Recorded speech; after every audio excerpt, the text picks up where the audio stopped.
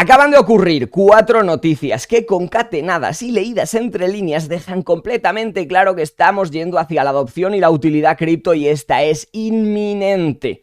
Mirad, para que el sistema financiero se pueda actualizar a blockchain hay algo claro y es que tenemos que romper ciertas cosas del sistema financiero actual para que necesite la blockchain y toda su utilidad. Pero para que blockchain pueda realmente correr en el sistema financiero actual y tradicional y regulado y cumplir con todas las normativas, hay ciertos aspectos blockchain que tienen que romper para que puedan fusionarse estos dos mundos y trabajar al unísono. Y ahora, sabiendo esto y con lo que yo te voy a enseñar ahora mismo, vas a flipar y a entender que esa utilidad está mucho más cerca de lo que imaginamos, porque la siguiente subida y momento pico que tengan las criptomonedas no será para todas, será únicamente para las que sirvan para algo, para las que cumplan, para las que estén del lado de las regulaciones, para las que estén del lado del sistema financiero tradicional, y de esas hay muy pocas. Fijaros, la primera noticia va de control, va de supervisión, va de trazabilidad. El gobierno de Estados Unidos ha congelado 344 millones de dólares en cuentas de USDT que se vinculan al gobierno iraní por cobrar el petróleo que pasaba por el estrecho de Hormuz.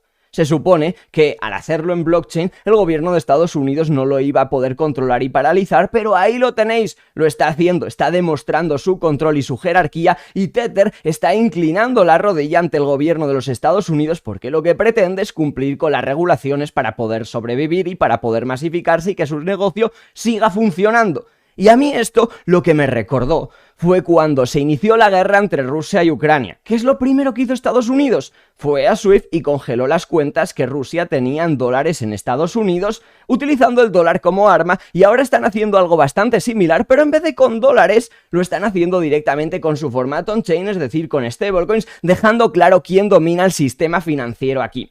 Luego, por otra parte, cuando empieza a entrar dinero en masa, cuando empieza a entrar dinero institucional, cuando empieza a entrar dinero de empresas grandes, las reglas on-chain deben de cambiar y no pueden seguir siendo las mismas, y eso es lo que ha mostrado lo que ha ocurrido a lo largo del fin de semana pasado y esta última semana con las parálisis de determinadas criptomonedas y de retiros que está habiendo en diferentes plataformas como por ejemplo Aave, o que Arbitrum ha congelado 71 millones de dólares de Kelp DAO.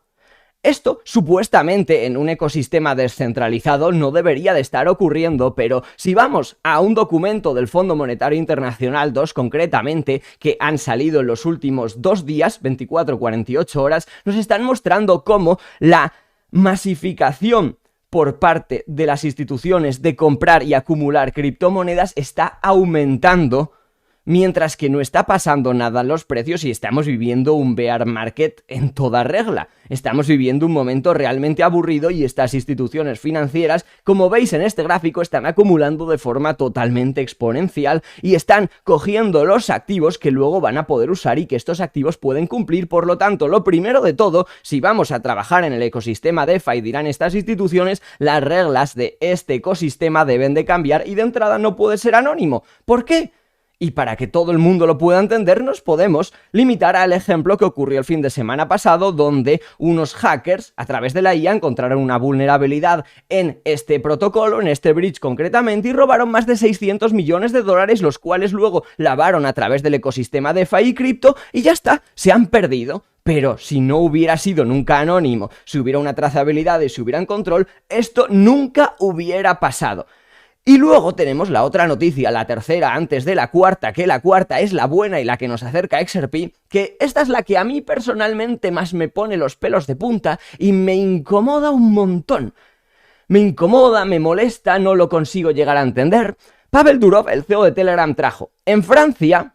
Se han registrado, pero esto no solo pasa en Francia, esto pasa en Francia, en España y en muchísimos países alrededor del mundo, pero de forma tan descarada algo así solo hemos visto en Francia ahora mismo, donde en los últimos 3,5 meses ha habido 41 secuestros en 2026, donde funcionarios, según el diario Le Monde, funcionarios franceses que trabajan en Hacienda, están vendiendo los datos de quién tiene criptomonedas directamente a bandas de delincuentes para que éstas puedan ir directamente a la casa de estos holders y robarles, romperles la puerta y robarles sus criptomonedas.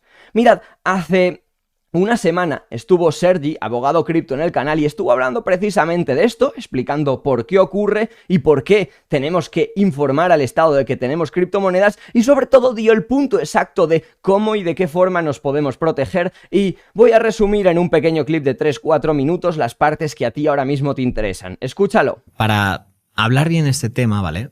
Que es como la madriguera o el campo de la protección patrimonial, ¿vale?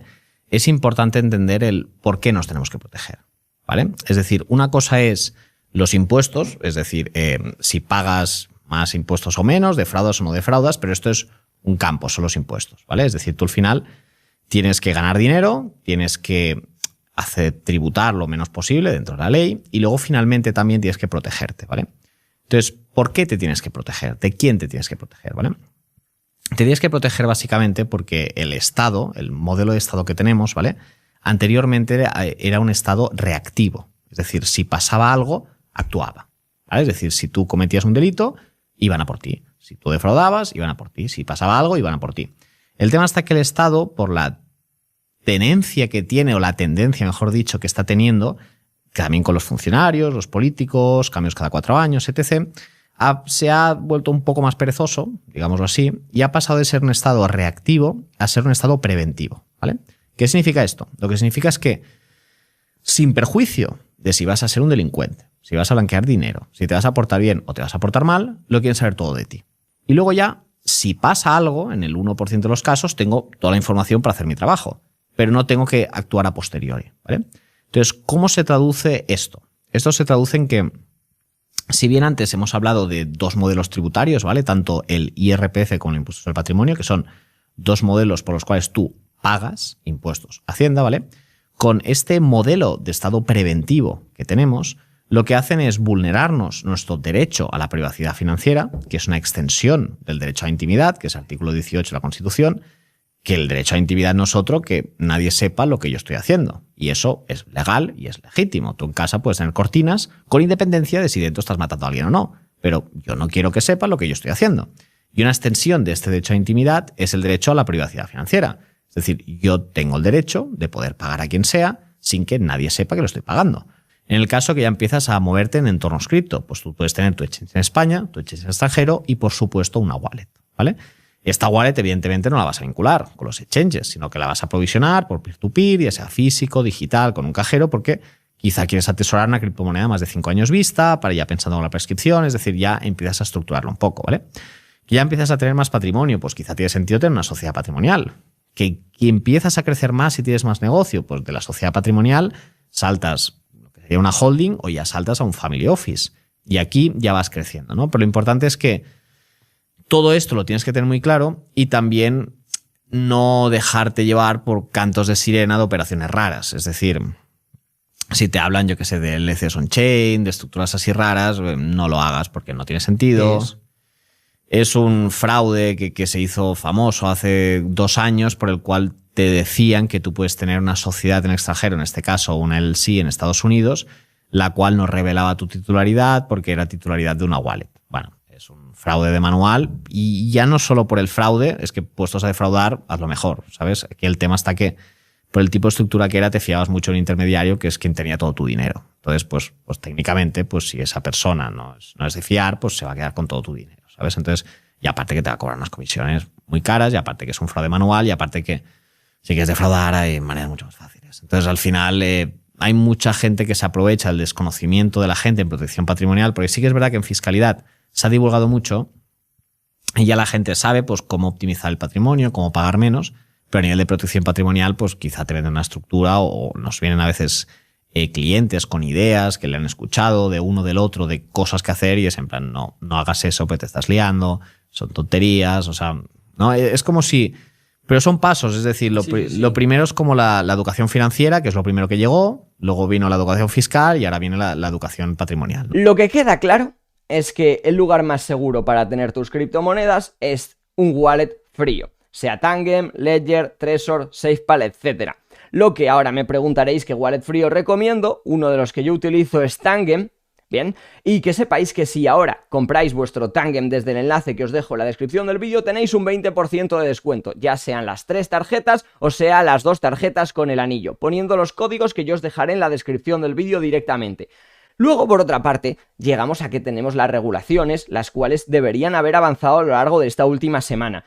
Esta semana que viene y que entra ahora, el Senado la va a centrar totalmente en la votación de Kevin Warsh como presidente de la Reserva Federal. Luego, la semana siguiente, tenemos un receso del Senado, por lo tanto, hasta el 11 de mayo no se podrá volver a marcar un markup, que luego tendrá que ir al Pleno, que luego tendrá que ir al Congreso, que luego tendrá que ir al despacho del presidente, y realmente la fecha está muy justa. Si pensamos en concretamente el año pasado, en mayo de 2025, donde estábamos en una situación similar con la Genius Act, esta sí que iba avanzando, y yo recuerdo que en mayo de 2025 ya estábamos en plenas negociaciones en el Pleno del Senado, donde los demócratas se oponían. Recordar incluso, en el último momento votaron que no querían aprobar esta ley, y fue el mismísimo Donald Trump y la Casa Blanca la que se reunió con senadores y congresistas demócratas y republicanos y apuró para que se aprobara, y estos a último momento cambiaron de opinión, pero fue a último momento, y algo así es lo que se espera que pase con la ley Clarity. No porque especulemos si va o no va a pasar, sino porque todas las noticias que te he ido presentando en este vídeo concatenadas dan a entender de que las regulaciones urgen y que ahora mismo, tal cual están dejando pintado el ecosistema cripto y el ecosistema DeFi, pueden hacer lo que quieran y la mayoría de los usuarios no va a decir absolutamente nada porque ya lo han hackeado, lo han vulnerado y lo han dejado totalmente a nivel de reputación por los suelos, y ahora mismo han dejado en la industria clamando regulación, pidiéndola por favor. Necesitamos que haya reglas claras aquí porque tal cual funciona esto no puede seguir y las instituciones tampoco lo van a adoptar. Entendedlo. Por lo tanto, hay instituciones, y con esto ya terminamos el vídeo y con esto es un bombazo, que están adoptando la cadena que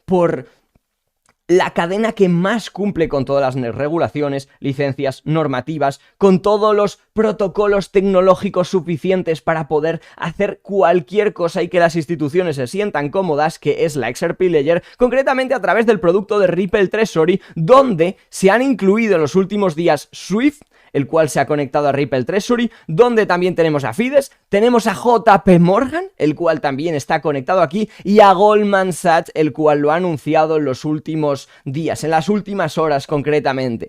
Y esto deja claro hacia dónde se está dirigiendo la industria cripto y qué es lo que los mayores participantes del sistema financiero actual están eligiendo. Y ahora se vuelve a abrir un gap, se vuelve a abrir una brecha aquí enorme entre el precio, concretamente, de XRP y los fundamentales que tiene.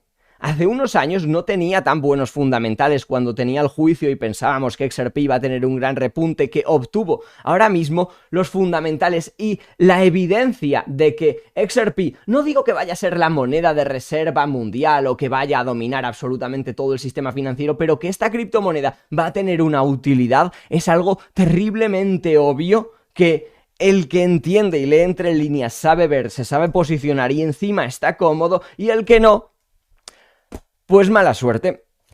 ¿Te ha gustado el vídeo? ¿Te ha aportado valor? ¿Te ha entretenido? Espero que sí. Un buen like se agradece y como siempre nos vemos mañana en el siguiente vídeo. Adiós.